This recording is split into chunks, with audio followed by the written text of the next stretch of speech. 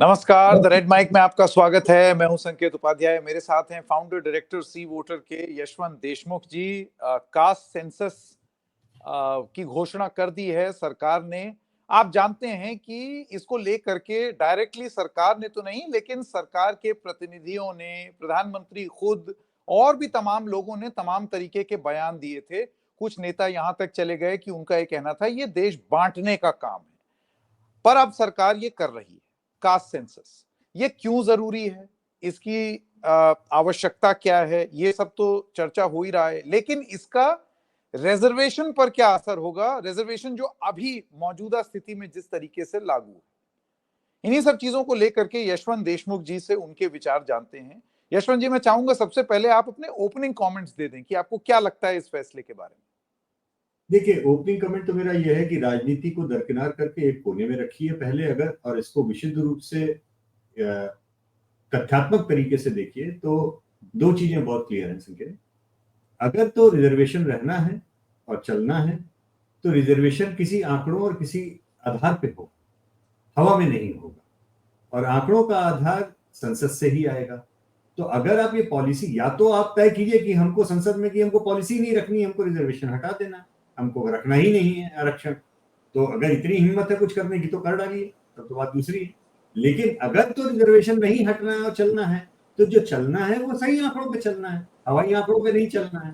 तो कोई भी पॉलिसी का डिसीजन जो होता है वो तथ्यों के आधार पे अगर होगा तभी सही तरीके से लागू किया। और अभी केवल हवाई तरीके से आंकड़ों के ऊपर जिसका जो मन में आए बोल दे कि इस जाति के इतने हैं, उस जाति के इतने हैं, उस आधार पे आरक्षण की नीति नहीं रखी जा सकती। इसलिए विशुद्ध तथ्यात्मक रूप से अगर बात करें तो मैंने हमेशा ही इसका सपोर्ट किया, क्योंकि आप अगर देखेंगे तो हमेशा से मैं मुख्य रूप से इसको कहता आया हूं कि राजनीति को एक कोने कीजिए और देखिए कि ये करना आवश्यक है। तथ्य होंगे तभी उसके ऊपर पॉलिसी सही तरीके से चले। यशवंत जी, मुझे ये बताइए, आपकी बात से जो समझ में आ रहा है वो ये है कि रिजर्वेशन या तो अगर नहीं होना है तो ना हो, और अगर हो तो फिर वो एक साइंटिफिक तरीके से तथ्यों के आधार पर हो। आपको लगता है ये कास्ट सेंसस वो साइंटिफिक तरीका बन सकता है जिसके आधार पर शायद रिजर्वेशन रिविजिट होना चाहिए? कि अगर आपको सही में पिछड़ों को, जो पीछे रह गए हैं, जिनको सामाजिक न्याय नहीं मिला है, अगर आप उनको आरक्षण के माध्यम से लाभ पहुंचाना चाह रहे हैं उनके सामाजिक सुधार के लिए, तो उसका आधार कास्ट सेंसस बन सकता है। बिल्कुल। और उसमें एक बहुत क्लासिकल बात यह है, मेरे ख्याल से ज्यादातर श्रोता इस बात को जानते हैं कि 1931 जो था वो अंतिम कास्ट सेंसस हुआ था। 1931 के बाद से हमारे पास में जाति के कोई आंकड़े नहीं। अब 1931 और हम 2025 में बैठे हैं, 100 साल पहले के हमारे आंकड़े। इन 100 साल के आंकड़ों में कितने परिवर्तन हुए होंगे संकेत, कोई आइडिया है? सबसे पहले बड़े बड़े परिवर्तन की मैं आपको बात बता दूं। नंबर 1 परिवर्तन 47 में जो देश का बंटवारा हुआ, बड़ी तादाद में उसमें लोग बॉर्डर के इधर से उधर गए, उधर से इधर आए। तो न केवल बॉर्डर के जो जिले हैं बल्कि देश के अंदरूनी जिलों में भी बड़ी तादाद में लोग आकर के जो शरणार्थी थे वो आए, बसे, और कई सारे लोग यहाँ से गए पाकिस्तान। तो स्वाभाविक सी बात है कि 47 ने अपनी जनसंख्या की डेमोग्राफी के पैटर्न्स को चेंज, एक तो नंबर 1 बात।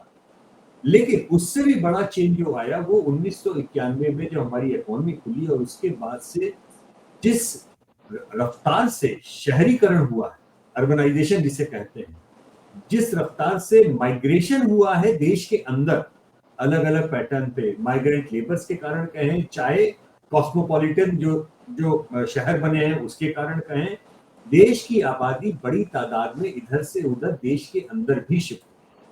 अगर शिफ्ट हुई है तो स्वाभाविक सी बात है राज्यों की डेमोग्राफी बदली है, शहरों की, कस्बों की, गांवों की डेमोग्राफी बदली है।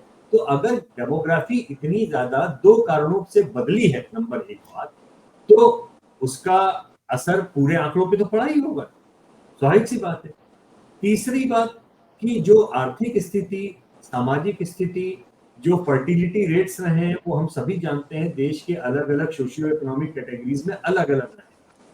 उस कारण से जनसंख्या वृद्धि या जो कमी अलग अलग वर्गों में हुई या जो वृद्धि हुई, उसका ओवरऑल इंपैक्ट अनुपात में चेंज हुआ होगा। तो ये सारी चीजें मिलाकर इस ओर इशारा करती हैं कि देश की डेमोग्राफी ये कतई वो नहीं है जो 1931 में नापी गई थी। और अगर 1931 के आंकड़ों के ऊपर तमाम पॉलिसीज बन रही हैं तो स्वाभाविक सी बात है कोई भी व्यक्ति, देश का व्यक्ति ये समझ सकता है कि 100 साल पुराने आंकड़ों के ऊपर आज की पॉलिसीज नहीं बनाई जा सकती। सिंपल, इसमें कोई बहुत ज्यादा रॉकेट साइंस नहीं है, ना इसको समझना कोई बहुत कठिन है। हाँ, राजनीति घुसती है तो राजनीति जब जहां घुसेगी तो चीजों को विकट बनाएगी। राजनीति का तो एक ही काम है कि जो सीधी लकीर है उसको उलझा करके जितना ज्यादा उलझा दिया जाए उतना बेहतर है। राजनीति का काम पानी और मिट्टी को अलग रखना नहीं है, राजनीति का काम पानी और मिट्टी को सान करके कीचड़ करना है। तो इसलिए उसका कोई उपाय नहीं है, उसका कुछ किया नहीं जा सकता। जहां तक हम, आप और बाकी दर्शकों का सवाल है, हमें इसे तटस्थ दूर से देखना चाहिए। हमारी आपकी व्यक्तिगत राय, निजी राय आरक्षण के पक्ष या विरोध में हो सकती है, इसमें कोई जज करने की बात नहीं है। हो सकती है, आजाद मुल्क है, हम सबकी राय इंपॉर्टेंट है, लेकिन अगर आरक्षण है और चल रहा है संवैधानिक रूप से और जब तक आप उसे हटाते नहीं तब तक वो चलेगा, और चलेगा तो उसको सही तरीके से चलाने के लिए आंकड़े चाहिए। यशवंत जी, आपने क्योंकि राजनीति की बात यहाँ पर की कि वो कैसे कीचड़ हो जाती है, देखिए आरक्षण एक पॉलिटिकल हॉट पोटैटो है और आप सही कह रहे हैं कि अभी बहुत ही विचित्र तरीके से राजनीतिक कारणों की वजह से भी बहुत सारी पॉलिटिकल पार्टीज को लगता है कि ये वोट बैंक सधा लें तो इसके लिए ये फलानी बात कर लें, ढिमकानी बात कर लें। मैं 2 भाग में ये प्रश्न है, पहला भाग पूछता हूं, उस पर आपका जवाब, फिर दूसरा। आपको लगता है कि कास्ट सेंसस करवा लिया जाएगा लेकिन उसके बावजूद राजनीतिक कारणों की वजह से, क्योंकि रिजर्वेशन इतना पॉलिटिकल हॉट पोटैटो है, आप जिनको दे चुके हैं उनसे आप साइंटिफिक डेटा का तर्क नहीं कर पाएंगे क्योंकि उसमें इलेक्टोरल पॉलिटिक्स काम आ जाएगी, and thus it may defeat the purpose?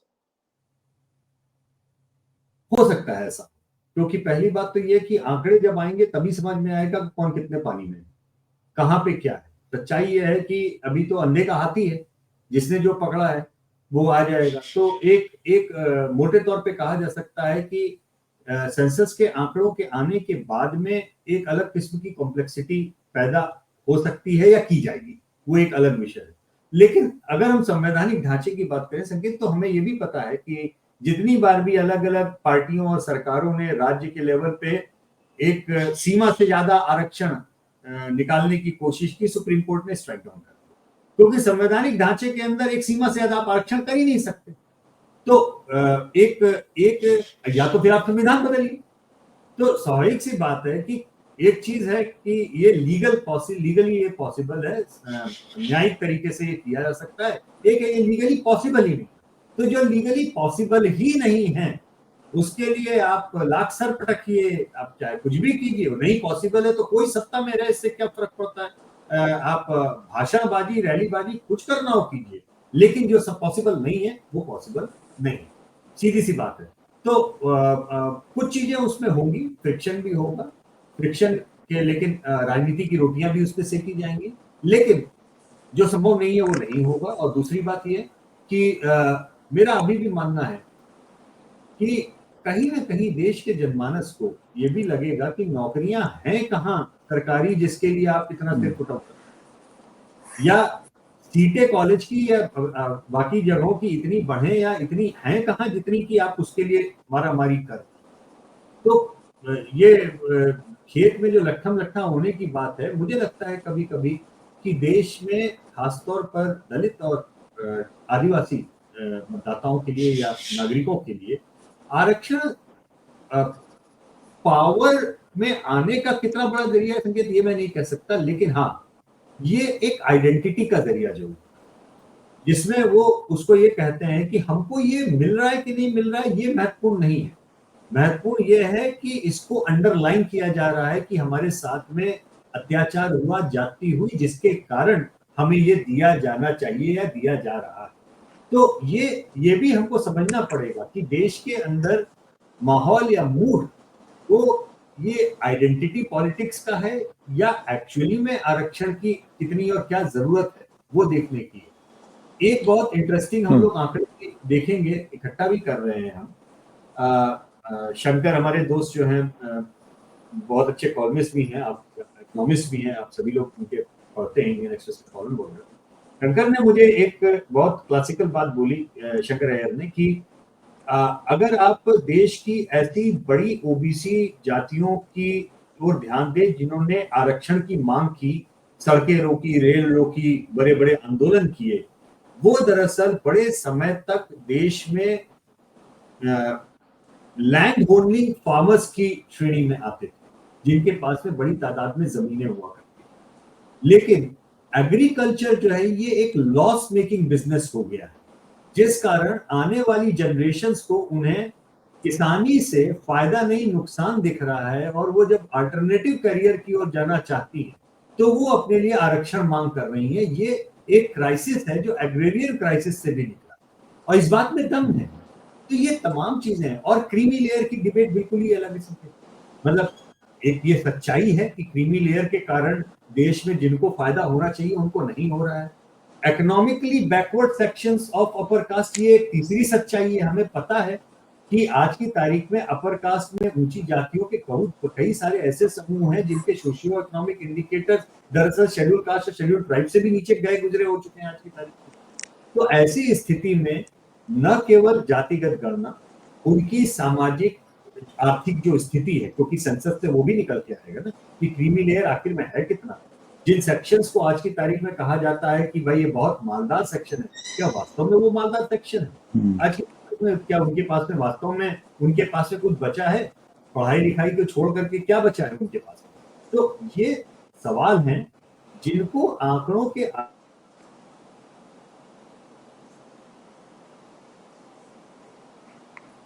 आधार कड़वाहट होगी।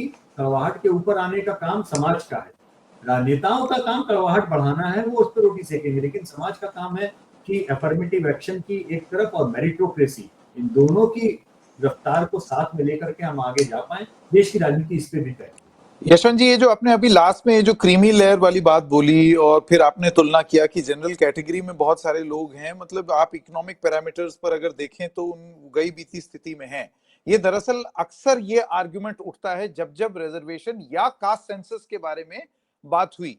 अब इसमें ये सवाल मैंने तमाम लोगों से पूछा और उनका तर्क ये था, all those who are fighting for caste census and rights of the oppressed, वो ये कहते हैं कि देखिए, इकोनॉमिक जस्टिस तो एक बात है, लेकिन जो हजारों साल से जो वर्ण व्यवस्था चली आ रही है, उसकी वजह से क्या लोगों को आज भी वो सामाजिक न्याय नसीब हुआ है? तो जब तक वो नहीं होगा तो सही मायने में आपने वो पर्पस अचीव नहीं किया। तो मैं आपकी राय जानना चाहता हूँ। ये बात, इस बात पे दम है। सामाजिक न्याय हुआ भी है, लेकिन बहुत कुछ होना बाकी है। देखिए, सामाजिक न्याय के बहुत सारे पहलू होते हैं। सामाजिक न्याय का सबसे बड़ा पहलू है सत्ता में भागीदारी। ये सबसे बड़ा पहलू है इसका, क्योंकि जब तक सत्ता में भागीदारी नहीं होगी तब तक वो पहलू के ऊपर कैसे आता है। तो मेरा मानना है कि बहुत लोकतांत्रिक व्यवस्था में, हमारे लोकतंत्र के कारण बहुत सारा बदलाव भी आया है। आखिर आप लालू जी को आप कितना भी गरिया लीजिए, कुछ कह लीजिए, गरीब की राजनीति के कारण जो वहां का एक सामाजिक न्याय का पैरामीटर उन्होंने बदला, वो तो बदल ही दिया, परमानेंटली बदल गया ना। आप माने ना माने, ब्राह्मणों ने वोट दिया मायावती जी को, तब वो बनी मुख्यमंत्री बनी। लेकिन उसके ये कितनी बड़ी बात है। आप सोचिए कि ब्राह्मण एक दलित नेता को वोट देकर के मुख्यमंत्री बना। ये अगर आप देश की ताने बाने को समझना चाहते हैं, समझते हैं, तो ये सहज और छोटी बात नहीं है। और ये वाली बात नहीं है कि कांग्रेस को दलितों ने वोट दिया था किसी जमाने में, और कांग्रेस ने अगर भूले भटके कोई दलित मुख्यमंत्री दे दिया, उस दलित मुख्यमंत्री के नाम पर वोट नहीं मांगे गए थे। लेकिन मायावती ने दम ठोक करके वोट मांगा और ब्राह्मणों ने वोट दिया, 2007 में मुख्यमंत्री बनी थी उस वोट पर। तो चेंजेस बहुत आए हैं, हमारा देश बहुत आगे बढ़ा है, लेकिन कास्ट आइडेंटिटी जो है ये हमारे सामाजिक ताने बाने का एक ऐसा स्वरूप है जो 1000 साल से है और 1000 साल रहेगा। मेरा ये मानना है कि उसको हे दृष्टि से देखने के बजाय उसे समझना चाहिए, और उस ताने बाने में किसी के साथ अन्याय न हो, ये इंश्योर करना चाहिए। क्योंकि हमें ये भी पता है कि उस ताने बाने का केवल न्याय अन्याय के बियॉन्ड एक सामाजिक स्ट्रक्चर भी है, काम का, परिवेश का, खान पान का, उस चीज का एक स्ट्रक्चर भी है।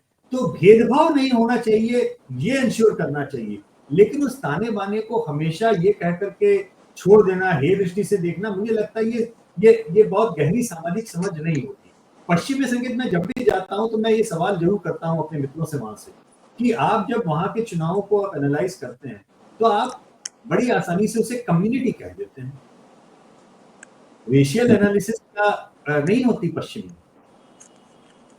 आप उसे जस्टिफाई करते हैं कम्युनिटी एनालिसिस करके। आप अमेरिका में इसको ये दृष्टि से क्यों नहीं कोई देखता कि श्वेत मतदाता वहां बड़ी तादाद में जो है उन्होंने डेमोक्रेट्स को वोट दिया, हिस्पैनिक्स इस बार शिफ्ट किया ट्रंप की ओर। आप उसे एनालिसिस करते समय मन में आपके हीन भावना नहीं आती। आप भारत के डेटा को देखते समय नहीं बड़ा हे दृष्टि से ऐसे देखते हैं कि जैसे हम बड़े गए गुजरे हैं। अरे भाई, आइडेंटिटी है, क्लास आइडेंटिटी है, जिसको आप क्लास आइडेंटिटी कहते हैं, कम्युनिटी आइडेंटिटी कहते हैं, हमारे यहाँ उसको जाति कहते हैं। हमारी उसकी अच्छाई बुराई एक अलग विषय है, हम अपने आप डील कर रहे हैं, हम अफर्मेटिव एक्शन भी चला रहे हैं। इनफैक्ट आपसे पहले से अफर्मेटिव एक्शन चला रहे हैं। जिस दिन हमारा देश आजाद हुआ उस दिन हमने पहले अपने यहाँ मुल्क में महिलाओं को समान वोटिंग का अधिकार दिया, सबको समान वोटिंग का अधिकार दिया। अमेरिका में 1960 में जाकर के वोटिंग राइट्स मिले, हमारी आजादी के 20 साल बाद में। तो हमको किस बात का दिया जाता? तो इसलिए मेरा मानना यह है कि भेदभाव ना हो, अलगाव ना हो, किसी के साथ अन्याय ना हो, इतने तक तो हमें संवैधानिक बातों को मजबूती से पालन करना चाहिए।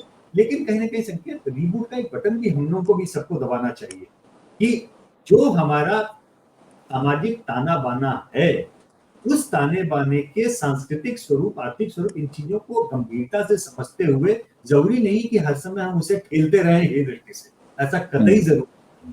आखिर तो एक थॉट प्रोसेस है, अलग अलग लोग अलग अलग तरीके से सोचते हैं।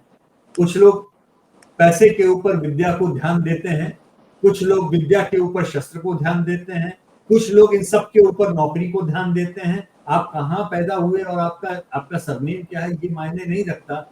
आप जीवन में किस ताने बाने में किस चीज को ज्यादा महत्व देते हैं, ये ज्यादा महत्व की बात है। आप अच्छे से समझ रहे हैं मैं किस इशारा कर।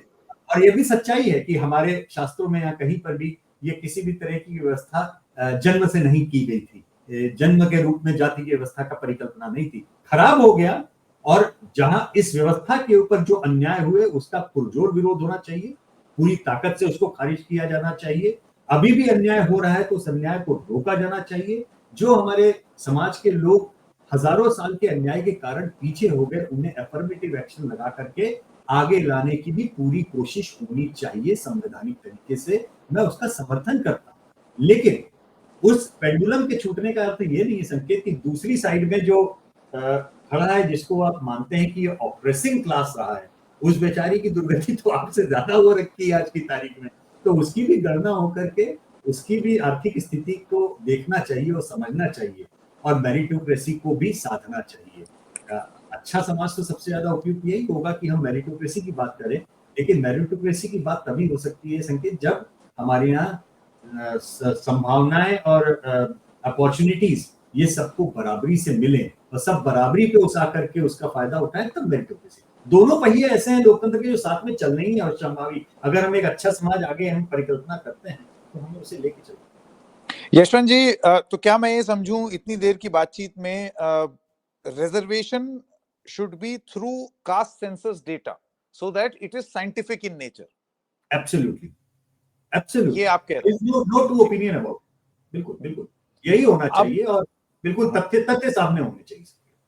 अब इसमें आपने एक और चीज बताई, और खास तौर से जिनको ऑपरेसिंग क्लास कहा जाता है कि वो कई हजार साल से उन्होंने शोषण किया और आज भी वो समाज उठ नहीं पाया है मानसिक रूप से, वो अभी भी सामाजिक न्याय से बहुत दूर है, समाज में ये विकृतियां देखने को मिलती हैं। ऐसे में कास्ट सेंसस ही इस चीज का भी समाधान क्या हमको देगा कि अगर जो ओप्रेसर है उसकी क्या इकोनॉमिक कंडीशन है वो भी साइंटिफिक रूप से इसी कास्ट सेंसस में पता चलेगा। बिल्कुल, उसका और तरीका क्या है संकेत, आप बताइए ना। आप ईडब्ल्यूएस की जब बात करते हैं कि भाई इकोनॉमिकली वीकर सेक्शंस को भी मिलना चाहिए, अब ये तमाम मिथक हो गए हैं ना, जिनको मिथक के को तथ्यात्मक तरीके से तोड़ा जाना जरूरी है ना। जो ऑपरेसिंग क्लास में जो बदहाल हालत में लोग हैं, उनके आंकड़े जब तक नहीं आएंगे तब तक कैसे लोगों को पता लगेगा कि क्या स्थिति हो रखी है दूसरी तरफ।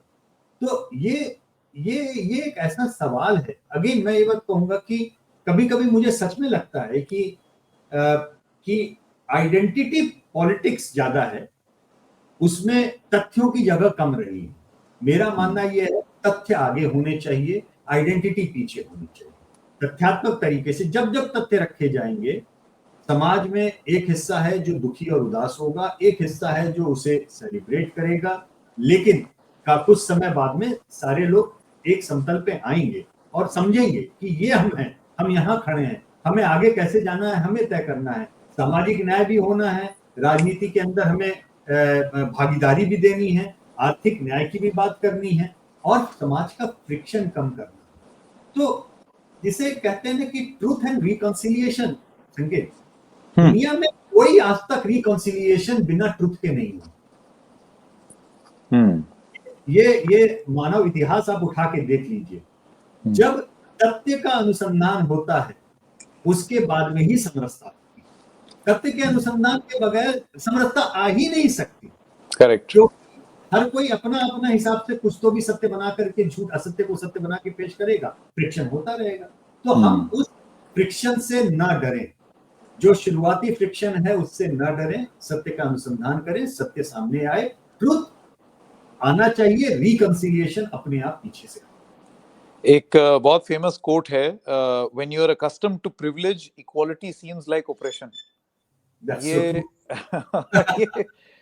यहाँ पर वो फिट बैठता है। लेकिन आपकी बात में समझा कि reservation should be based on scientific data, जो ये कास्ट सेंसस मुहैया कराएगा। अब मैं आपसे अगला सवाल पूछना चाहता हूँ यशवंत जी। देखिए क्या है कि ये विविधताओं से भरा हुआ देश, थोड़ी थोड़ी देर में चेंज, एरियाज में चेंज, ऐसे में जिन जातियों को पिछड़ा माना जा रहा है, क्या वो सही में सामाजिक न्याय में भी पिछड़े हैं, या फिर फॉर पॉलिटिकल बेनिफिट्स आप क्या करते हैं? जैसे फॉर इंस्टेंस रिजर्वेशन, आपने रिजर्वेशन दे दिया और एक नेचुरल असेसमेंट है कि ये पिछड़े ही हैं, लेकिन आपके पास कोई साइंटिफिक आधार नहीं है ये साबित करने का कि क्या वो वाकई पिछड़े हैं या अब उनके स्थिति में सुधार आ गया है।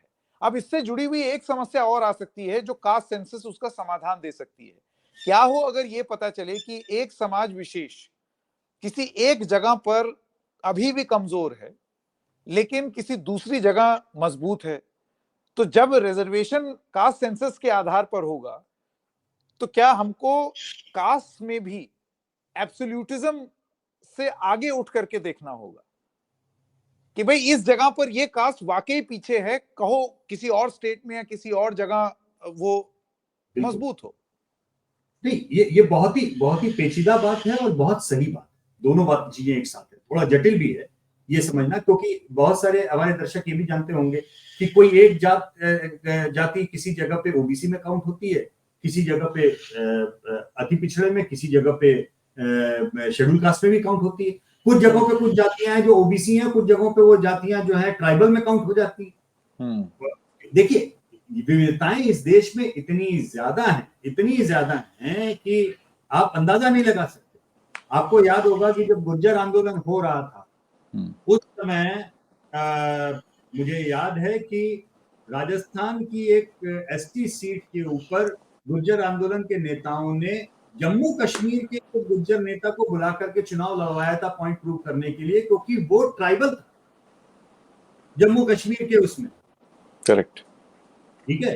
अब एक और क्लासिकल बात बताइए, हमारे देश में तो 543 लोकसभा, 4120 विधानसभा, कोई भी कहीं से भी जाकर के चुनाव लड़ने के लिए स्वतंत्र है अगर वहां का नागरिक अपने वोटर लिस्ट में नाम कर दे। ठीक है, हमारा सरनेम कुछ भी हो, किसी जगह पे किस राज्य के मुताबिक जो है हमारी वहां पे गिनती इस जाति में है, हम वहां का सर्टिफिकेट लेके दूसरी जगह जा रहे हैं लड़ रहे हैं, भले ही उस राज्य में उस जाति के लोगों को वो प्रमाण पत्र नहीं दिया गया हो। अब ये विचित्र तरीके की चीजें हैं जो बार बार आएंगी, लेकिन इन सब के बावजूद, इन विरोधाभासों के बावजूद आपको ये बात समझनी पड़ेगी कि अंतिम उद्देश्य इस पूरी एक्सरसाइज का क्या है। समरसता, इक्वालिटी, बेहतर अवसर उन लोगों के लिए कि जो पिछड़ गए हैं। अब एक ही जाति के अंदर भी, एक ही राज्य के अंदर भी अलग अलग जिलों में अलग अलग जाति, उस जाति के अलग अलग लोगों के क्लस्टर्स का अलग अलग सामाजिक समीकरण होगा, जो उनकी आर्थिक स्थिति होगी। पता तो लगे कि अमुक जाति फलाने जिले में जो रह रही है तो वहां तो बहुत बेहतर स्थिति में। कोई भी जाति आप उठा लीजिए उत्तर प्रदेश में, संकेत पश्चिमी उत्तर प्रदेश के किसी जिले में रहने वाली उस जाति के व्यक्ति की और पूर्वी उत्तर प्रदेश के जिले में रहने वाली उस जाति के किसी सामान्य व्यक्ति की आपस में तुलना हो सकती है?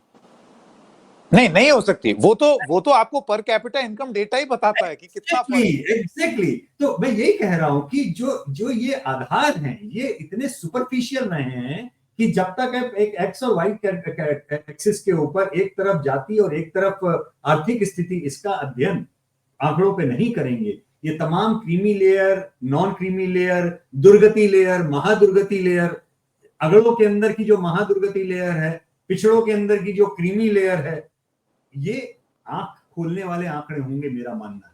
जब वो आंकड़े आएंगे तो उस पर, क्योंकि हम मैं इस बात को इसलिए कह रहा हूं शायद ज्यादा जोर दे करके, क्योंकि संकेत हम लोग ये आंकड़े इकट्ठे करते हैं हर सर्वे में हमारे पास में, हमें विरोधाभासों की पूरी जानकारी है, हमें क्रीमी लेयर की भी पूरी जानकारी है, हमें महादुर्गति लेयर की भी पूरी जानकारी है, लेकिन हमारे आंकड़े सेंसस नहीं है। हमारे आंकड़ों को आधार बना करके पॉलिसी नहीं क्रिएट किया। हम समझ रहे हैं इस बात को कि यहाँ पे समस्याएं हैं। अभी तो एक चैप्टर को हमने संकेत छुआ ही नहीं है, वो ये है जो मुस्लिम और ईसाई आबादी है। मेरा अगला सवाल यही था। बताइए। बिल्कुल यही था। विरोधाभास है, ये केवल भारत में संभव है, कहीं और संभव ही नहीं। आप सवाल पूछ लीजिए तो मैं इसका जवाब दूंगा। नहीं मतलब आपने कह ही दिया। मेरा सवाल यही था कि भाई अभी तो हम हिंदुओं की वर्ण व्यवस्था, उससे संबंधित राजनीति कि बटेंगे तो एक साथ दिखो, और फिर उसके बाद फाइनली अब ये रियलाइजेशन हुआ, चलिए, लेकिन बाकी धर्मों का क्या? हम ये मान रहे हैं कि उनमें जातीय व्यवस्था नहीं है? बिल्कुल नहीं है, क्योंकि वहां जरूरत नहीं है। वो कारण ये है कि वो धर्म बोलते हैं कि हमारे यहाँ जाति अलाउ नहीं। अब भाई देखिए, जो तमाम, मदर टेरेसा भी आपको याद होगा, पर ये सच नहीं है यशवंत जी। आप ये अगर कहें कि मुसलमानों में अति पिछड़ा वर्ग नहीं होता, नहीं तो है, ये सही नहीं है। तथ्यात्मक रूप से हमारे हर सर्वे में हिंदुस्तान का हर नागरिक, चाहे वो किसी भी धर्म का हो, अपनी जात बता देता है। कोई उसमें दिक्कत नहीं, अपनी जाति, क्योंकि वो आइडेंटिटी है, उस जगह से निकले हैं, उनका खान पान, परिवेश, संबंध, रिश्तेदारी, नातेदारी, कल्चरल परिवेश, ऐतिहासिक परिवेश, ये कोई दुखद बात नहीं है। मैं इसीलिए कह रहा हूं कि जाति को हे दृष्टि से नहीं देखना चाहिए उस व्यवस्था को। उसको, उसमें जो गलत है वो खत्म कीजिए, विद्वेष खत्म कीजिए, भेदभाव खत्म कीजिए, वो सब कुछ सही है, लेकिन ये हमारे यहाँ का बिल्डिंग स्ट्रक्चर है, आप उसे हे दृष्टि से नहीं देख सकते। नंबर एक बात। नंबर दो, कन्वर्जन होने के बाद में भी लोगों ने जातियां कंटिन्यू रखी हैं, ये ऐसा तथ्य है, अकाट्य तथ्य है, जिसको कोई टाल नहीं सकता। ठीक है, ये बात भी उतनी ही सही है कि उन धर्मों के अंदर जाति की कोई मान्यता नहीं। ये बात किसी, मदर टेरेसा आके धरने पे बैठी थी दिल्ली में कि जो कन्वर्ट हो गए हैं ट्राइबल्स, उनको आरक्षण का अधिकार मिलना चाहिए। अब उसके, वो डिबेट अलग है, तथ्य है कन्वर्ट हो जाने से वो ट्राइबल नहीं रहा, ये बात तो नहीं है, ठीक है ना। लेकिन ये भी तथ्य है कि आपने जब धर्मांतरण कराया और ये कह के कराया कि हमारे यहाँ पे किसी तरीके का धार्मिक में उसके अंदर व्यवस्था नहीं है और कोई भेदभाव नहीं है, तो आप वो भी तो नहीं दूर कर पाए। आपके अंदर धर्मांतरण के बावजूद भी अगड़े पिछड़े, शेड्यूल कास्ट, शेड्यूल सब, मतलब आप समझिए कि ब्राह्मणिकल पैट्रियार्की जिसको कहते हैं, उससे लेकर के, जो मैं बिल्कुल ही एकेडमिक, जो बिल्कुल वो शब्द उसको प्रयोग कर रहा हूं, मैं अक्सर अपने उन मित्रों से पूछता हूं कि आप इसको जो बोलते हैं, जिन शब्दों को प्रयोग करते हैं, क्या कन्वर्जन के बाद में वहां लागू नहीं होते? अगर आप कहते हैं लागू नहीं होते तो आपसे बड़ा झूठा कोई नहीं। कास्ट सिस्टम क्या लागू नहीं होता? मुसलमानों में नहीं है या क्रिश्चियनिटी में नहीं है? कोई मैं बोलूंगा उससे बड़ा झूठा कोई नहीं है। भारत को समझ, आपका नहीं है। आपका सर्वे क्या बताता है यशवंत जी? हमारा सर्वे ये बताता है कि जितने जातियों के स्वरूप आप हिंदुओं में देखते हैं, एग्जैक्टली वो पूरे के पूरे जातियों के स्वरूप मुसलमानों में और क्रिश्चियंस में भी पाए जाते हैं, पूरे के पूरे। इसमें कोई सोचने की बात नहीं। हाँ, आपकी डिबेट ये हो सकती है कि संवैधानिक रूप से हम उनको आरक्षण का फायदा उठाने दें नहीं दें, ये हो सकता है। पसमंदा मुस्लिम की इतनी ज्यादा बात होने लगी, अति पिछड़ा मुस्लिम की बात होने लगी, ट्राइबल क्रिश्चियंस की बात होने लगी, ये उनको स्वरूप मिले। अब ये सोचिए कि अब आपको एक, जैसे मैं आपको एक एग्जांपल देता हूँ, बड़ी तादाद में भारत में ट्राइबल्स जो कन्वर्ट हो रखे हैं वो सेंसस के अंदर अपने आप को हिंदू बोलते हैं, क्रिश्चियन नहीं बोलते। क्यों? कारण ये है कि अगर वो अपने आप को सेंसस में क्रिश्चियन बोलेंगे तो उनका रिजर्वेशन का आधार खत्म, तो वो क्रिश्चियन कन्वर्ट हो चुके हैं, लेकिन कागज के ऊपर वो अपने आप को हिंदू। अब मेरा विद्वेष है उसकी बात नहीं, मैं केवल इतना जानना चाहता हूं कि अगर आप पॉपुलेशन की काउंटिंग कर रहे हैं, तथ्यात्मक रूप से कर रहे हैं, तो किसी को भी इस बात के लिए फोर्स क्यों किया जाना चाहिए कि वो झूठ बोले अपने धर्म के? ठीक है, ये असत्य क्यों बोले कोई? और आप कुछ भी किसी भी धर्म में आप बदलें, अपना मुल्क जो है वो संविधान इस बात की छूट देता है सबको कि हम जो जिसे भी आराध्य मानना चाहें माने। और जस्ट बिकॉज तुम्हारे आराध्य बदल गया, क्या सदियों से जो भी ऑपरेशन हुआ, जो सदियों से उनको जो नहीं मिला, वो इतिहास क्या बदल गया उनका रातों रात? नहीं बदलेगा ना। उनकी आर्थिक स्थिति रातों रात बदल जाएगी? नहीं बदलेगी ना। तो ये ऐसे सवाल है जो पेचीदे हैं। धर्मांतरण का और खासतौर पे लालच और फोर्स धर्मांतरण का विरोध होना चाहिए, कानून बन जाना चाहिए। मेरा झूठे धर्मांतरण का विरोध होना चाहिए। लेकिन जो व्यक्ति जो भी धर्मांतरित होके गया है, वो कम से कम इस बात का उसको एश्योरेंस भी होना चाहिए कि वो जो अफर्मेटिव एक्शन का हकदार है उसे वो हक मिले। वो अगर दलित है, वो अगर आदिवासी है, तो उसको उसका हक मिले। जस्ट बिकॉज उसका धर्म बदल गया आप उसका हक उससे ले लें, ये भी उचित नहीं। धर्मांतरण फोर्स या लालच से कराया हुआ वो भी सर्वथा अनुचित है, लेकिन जिसका हो गया है उससे दलित या आदिवासी होने के नाते उसका हक हटा लिया जाए धर्म बदलने का, ये भी उतना ही अनुचित है। ये सवाल ऐसे हैं संकेत जो हमारे यहाँ जिनके ऊपर बहस होती रही है, होगी।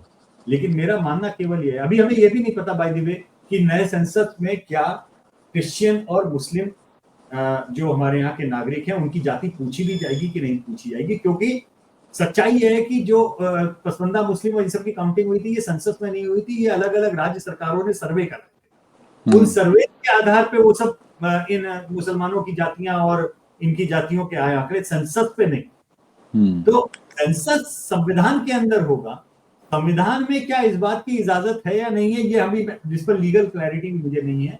सरकार वो आंकड़े करेगी कि नहीं करेगी इसकी भी क्लैरिटी नहीं, क्योंकि जो लीगल नहीं है वो नहीं किया जा पाएगा। मेरा बहुत साफ मानना है। मतलब अगर संविधान में वो इलीगल है जब तक, तो आप मुस्लिम और क्रिश्चियन नागरिकों से उनकी जाति के आंकड़े नहीं करता कर सकते। यशवंत जी, मेरा आखिरी सवाल, और वो ये है, आपको लगता है कास्ट सेंसस करा करके उसके आंकड़े जारी कर देना, ये तो बस एक शुरुआत होगी? उसके बाद जाहिर सी बात है आप कोई आंकड़े क्यों इकट्ठा करते हैं? ये कोई एकेडमिक एक्सरसाइज तो है नहीं कि हम छाप करके एक वॉल्यूम में अपनी लाइब्रेरी में रख लें।